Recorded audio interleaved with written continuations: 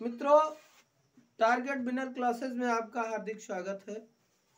आज हम intermediate board परीक्षा के लिए एक बहुत ही महत्वपूर्ण टॉपिक जो आपको परीक्षा में निश्चित ही सफलता की ओर ले जाएगा, अनुगमन वेग के आधार पर ओम के नियम का सत्यापन।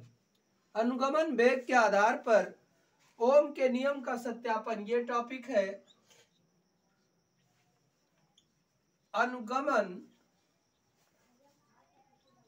वेग से ओम के नियम की उत्पत्ति, ये देखते हैं। बहुत ही इंपॉर्टेंट सा टॉपिक है हमारा।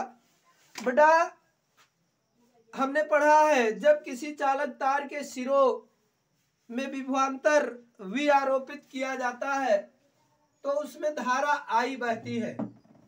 किसी चालक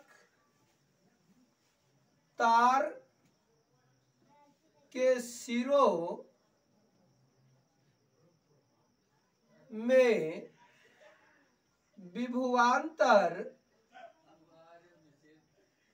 V आरोपित करने पर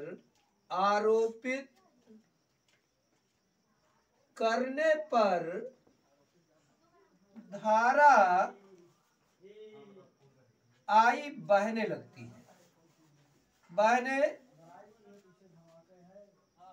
लगती है, तो बेटा हमने पढ़ा है कि I बराबर NEABD। जहां पर बेटा संकेतों को देखें तो N क्या है? ये इलेक्ट्रॉनों की संख्या है। इलेक्ट्रॉनों की संख्या। E क्या है? आवेश, वो भी खास कर किसका? इलेक्ट्रॉन का। ये अनुप्रस्थ काट का क्षेत्रफल है। अनुप्रस्थ काट का क्षेत्रफल होता है। और VD क्या है? अपवाह वेग या अनुगमन वेग है। ठीक है। इसके बाद जो है हम देखते हैं कि तो बेटा ये प्रमुख संकेतों का अर्थ हो गया। अब आप देखें WKT, वी नो दैट, हम जानते हैं बेटा कि हमारा होता है E बराबर V/L। ये होता है E बराबर V/L। और एक और होता है कि E is equal to F/E। ये भी होता है हमारे पास। दोनों अगर हम बराबर कर दें तो इसलिए हमारे पास हो जाएगा F/E बराबर V/L, अर्थात F बराबर ये हमारा हो गया EB/L। बेटा थोड़ा अगर आपको संदेह हो रहा हो कि E बराबर F/E कहाँ से आया, तो हमने विद्युत क्षेत्र की तीव्रता जब पढ़ाया था तो वहां पढ़ाया है E बराबर F/Q0। तो F/Q0, Q का मतलब आवेश, तो यहाँ इलेक्ट्रॉन का आवेश हो गया। ये F बराबर हमारे पास हो गया कि EV/L। चूंकि बेटा न्यूटन के नियम से आपने पढ़ा है कि F बराबर ma होता है, इसलिए F बराबर हमारे पास, अगर A की बात की जाए त्वरण A बराबर, तो हमारे पास F/m, यानी कहने का मतलब ये हो गया EB/EML। ये हमने निकाल लिया त्वरण का मान। यह हमने त्वरण का मान निकाल लिया। इसको निकाल करके समीकरण 1 बना लिया। इसको अब हम यही छोड़ देते हैं, आगे देखते हैं। अब जैसे हम देखें बेटा कि जब कई इलेक्ट्रॉन एक साथ गति कर रहे होते हैं तो उष्मीय वेग जो हमारा होता है, हम ये करें, उष्मीय वेग की चर्चा करें बड़ा। उष्मीय वेग ये हमारा हो गया u1 plus u2 plus u3 dot dot dot upon n। क्यों? n इलेक्ट्रॉनों के लिए है। श्रांति काल की अगर बात की जाए, देखिए जरा, श्रांति काल की बात की जाए तो ये हमारा हो गया τ1 plus τ2 plus τ3 dot dot dot upon n, क्योंकि इलेक्ट्रॉनों के आधार पर।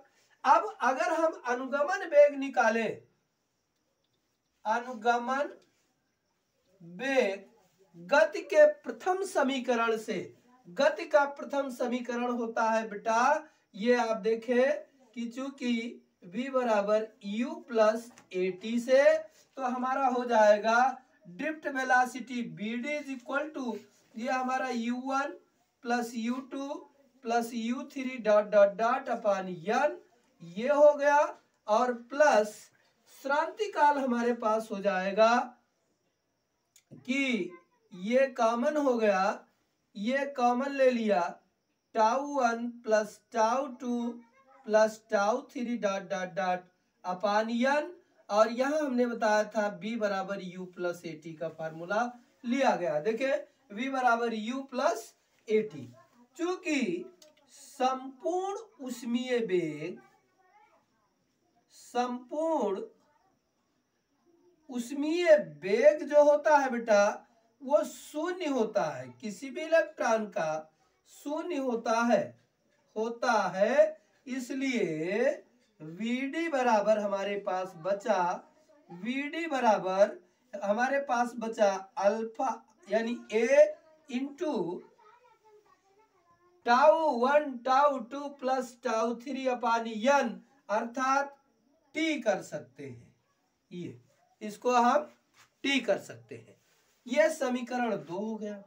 ठीक है, अब क्या किया कि समीकरण 2 में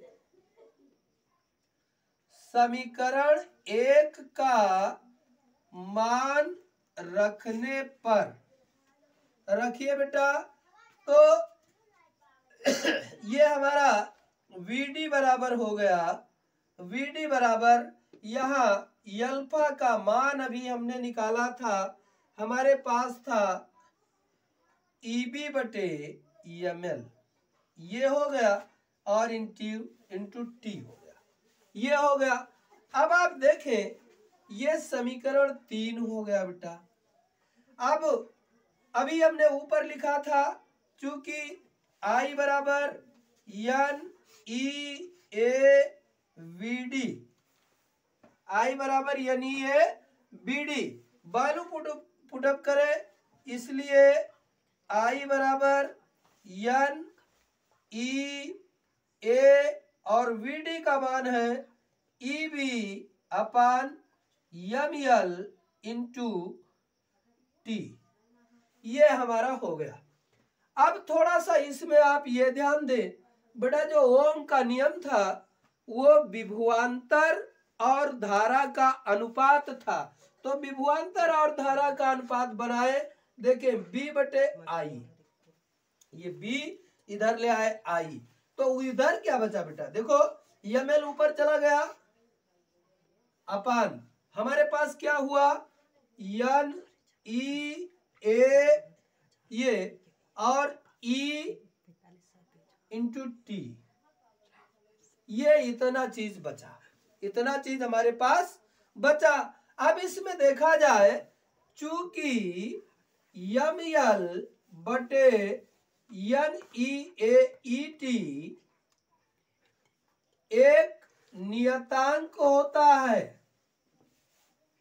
एक नियतांक होता है, एक निश्चित सेकंड या निश्चित समय के लिए बेटा, और निश्चित लंबाई के तार के लिए ml अपार n e t या e स्क्वायर कर सकते हैं। ये ई इंटू ई स्क्वायर हो गया। तो ये एक नियतांक होगा, यहां भी चाहे कर लीजिए ई स्क्वायर करके इसको हटा दीजिए, कोई दिक्कत नहीं होगी, 2 बार आया है। तो बेटा ये नियतांक हो जाएगा। तो बचा क्या कि b बटे आई बराबर कांस्टेंट नियतांक, और यही ओम का नियम है। ओम का नियम क्या है? ओम के नियम के अनुसार लिया जाए अगर तो बेटा v बटे आई बराबर r होता है, जो कि एक नियतांक है, इसलिए ओम का नियम हमारा सिद्ध हो जाता है।